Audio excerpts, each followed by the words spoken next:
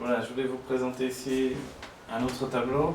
Finalement, je l'ai fait à la suite de tous ces tableaux où j'ai préparé la toile, je l'ai teinté, etc. La manière elle-même reste impressionniste,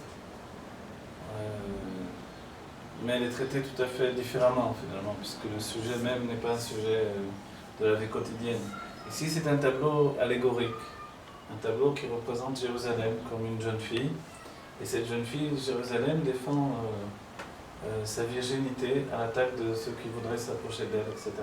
Et c'est l'image de Jérusalem qui défend ses remparts, qui défend finalement sa propriété personnelle et sa particularité, et qui se défend contre ses ennemis. Ici, les ennemis, je les ai faits tout petits. Évidemment, ce sont ces ennemis autour d'Israël et de Jérusalem qui attaquent. Mais ces ennemis, en réalité, ils sont insignifiants quand la jeune fille dévoile toute sa force de jeune fille, elle dévoile toute sa valeur de pureté d'une jeune fille qui est capable de rester pure et vierge jusqu'au mariage. Le mariage, c'est le mariage entre Dieu et le peuple juif.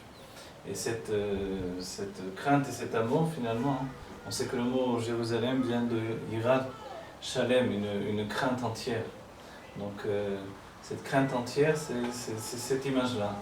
Donc on voit le personnage, on voit que seulement sa main est un peu blessée, et puis elle est forte, elle tient sur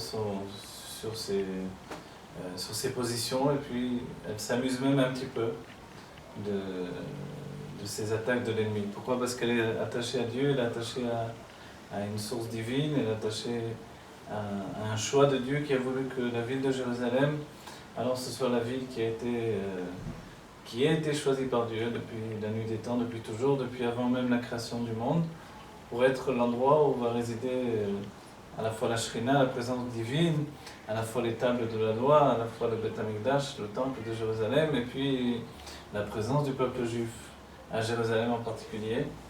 Voilà, cette Jérusalem, elle est forte, elle se défend avec tranquillité. Ce qu'on peut voir de beau dans le dessin lui-même, c'est la ligne du visage et puis la nuance sur le cou. Et à la fois il est très simple, à la fois